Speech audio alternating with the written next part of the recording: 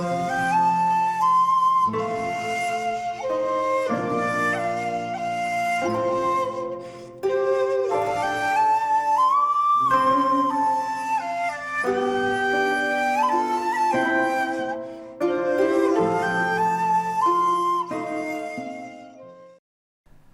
there, this is Solitary Ronan from Solitary Ronan Films, and welcome to another random review.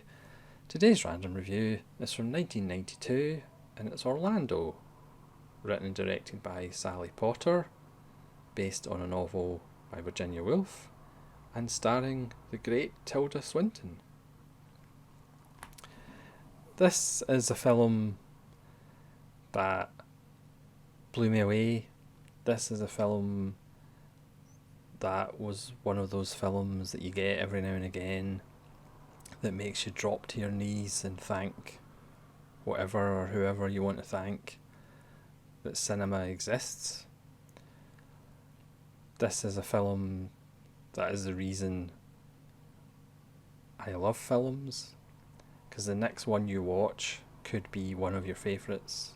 The next one you watch could be one of the greatest films you've ever seen. And this was the case with Orlando. It's just an absolutely amazing film. Sally Potter only has directed 7 features. She's done TV work, shorts. She's even directed an opera. I haven't seen any of her other films. I may try to, even though I'm not sure they'll be as amazing as this. Adapted by the book from Virginia Woolf, which Sally Potter said herself she cut out characters and changed some of the story because it's a fairly dense book. This artificial eye Blu-ray release has 3 mini documentaries on the shooting of the film. It has a selected scene commentary by Sally Potter, and it has the Venice Film Festival press conference, and it also has a really good interview with Sally Potter. I would highly recommend watching this film on Blu-ray.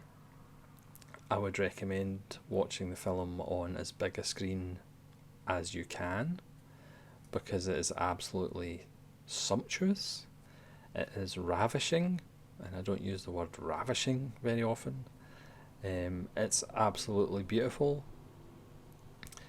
Tilda Swinton, who might be the greatest female actor in the world at the moment, she's always been unique. She's not afraid to look ridiculous. Obviously, if you've seen Snowpiercer, you'll know what I mean. She kind of started off in theatre and Shakespeare, and then she had a wonderful working relationship with Derek Jarman. She's the one who narrates Blue, after all. This was made during that period, and this was really, I could be wrong obviously, I've been wrong before, but this is kind of the film that put her on the map in the early 90s. It's an amazing turn. It also stars Quentin Crisp as Elizabeth I and Billy Zane with hair. If you remember in the early 90s, Billy Zane was quite a thing. And an appearance by Jimmy Somerville from the Communards, if you're not familiar, has a very high voice, and he's actually playing a character called Falsetto. And his vocal performances at the beginning of the film and the end of the film are quite spectacular. So what's Orlando all about? Well, it's about a lord called Orlando who becomes a favourite of Elizabeth I, and Elizabeth I tells Orlando to make sure he never fades, he never withers, he's always young. And it follows Orlando over 400 years, where he doesn't age, but he does change sex. So Tilda Swinton plays both Lord Orlando and Lady Orlando. And one of the things I love about the film is there's no explanation. There's just at one point in the film, Lord Orlando becomes Lady Orlando. There's no explanation of why he and then she lives for 400 years. You know, they're not a vampire or anything like that. It's never alluded to, it's never explained, because it doesn't really matter at the end of the day. It's just wonderful. Swinton, because she has that kind of androgynous look, there's not too many people that could pull this off, and she pulls it off with aplomb. Because she can look a little boyish, and then she can also look strikingly feminine. It's a wonderful performance. She talks to the camera. She sometimes just gives a look to the camera, which is just absolutely wonderful. Sometimes characters talking to the camera feels like a cheat. It feels like a kind of filmmaking shortcut. But then there's other times where it really works. Goodfellas is another example where Ray Liotta's character obviously just addresses the audience in kind of righteous indignation, especially, you know, in later parts of the film. And Tilda Swinton here, because it's not overdone, but it's just done at exactly the right time, it just works so well. So we have this character who starts off as a lord, going through all these stages. It kind of comes up with title cards for years and then kind of chapter headings. So we have things like, it starts with like 1600, then 1610, and then death. So you have death and love and poetry and sex. It's a very 21st century film, even though it was made in 1993. It's hard to believe a couple of years it'll be 30 years old. That's pretty scary. It's about sexual politics, the fluidity of sexual politics, and gender identification, which is certainly relevant nowadays. So the first half of the film, it's about masculinity and what is expected of a man, and then the second half of the film, it's about female identity, what's expected of a woman at this time, and as Orlando's sex changes, then her rights change as far as land ownership and house ownership, and it's just so relevant to today. It's so relevant to the period that it was it's covering, the gender politics, the politics overall, the difference between rich and poor. It's just spectacular. The costume design is out of this world. The production design is absolutely beautiful. There's one of the best scenes in a maze outside of Kubrick, probably.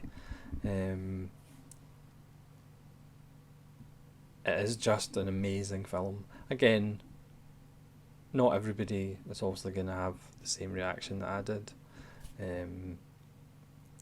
It's 93 minutes, but it feels a lot longer, but in a good way, because the character of Orlando is just so interesting and so magnetic, and Tilda Swinton's performance is just amazing, and engaging and funny. It's a tremendously funny film as well. It is hard to describe as we follow Orlando from place to place. He falls for a Russian princess or daughter of an ambassador.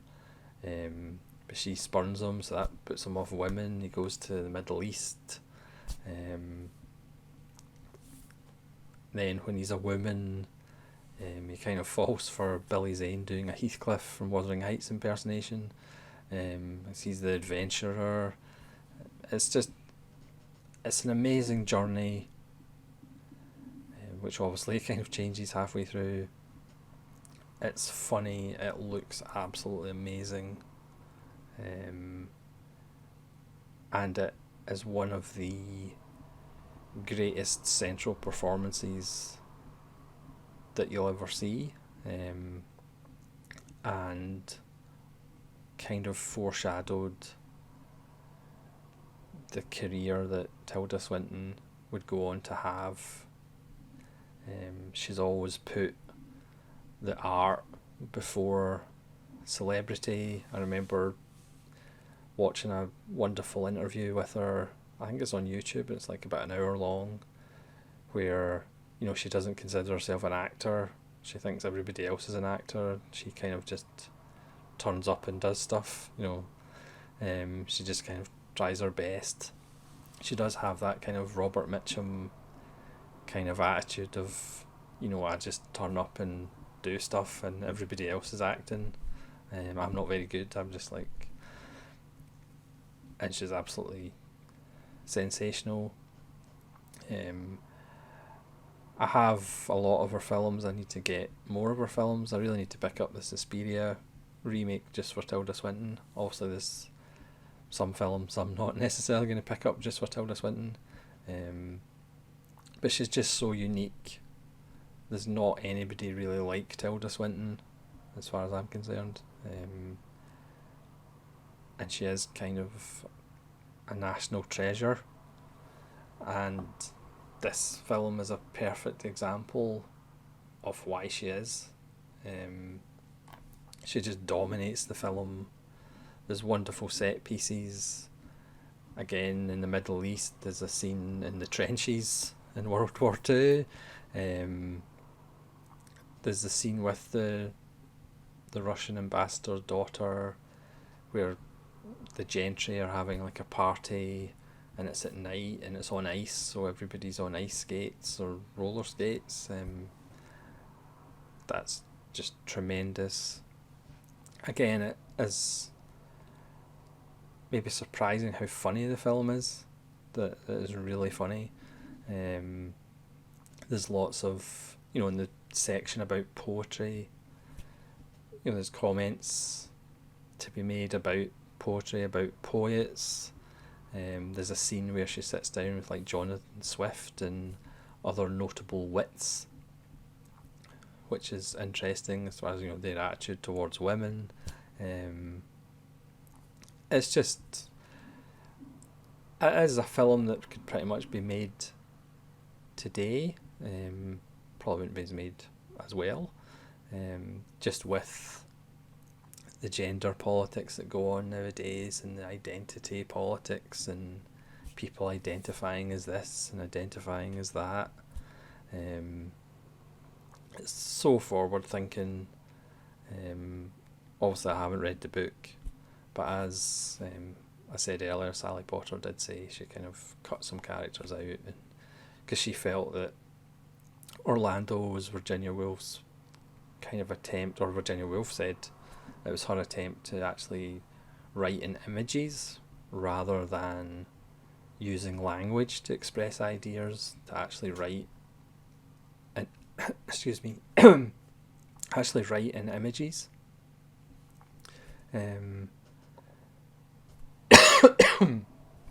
Excuse me, I'm talking so much it's making me dry my throat out.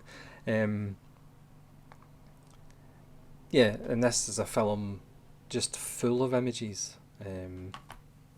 See, it's so good, it's making my eyes water. Yeah, I can't really talk highly enough about it. I know I haven't really spoken about the plot that much. It's just kind of a series of vignettes almost. You obviously will get a bit of a Barry Lyndon feel. I mean, it's not as perfectly beautifully framed as Barry Lyndon is, but you will kind of get that Barry Lyndon vibe.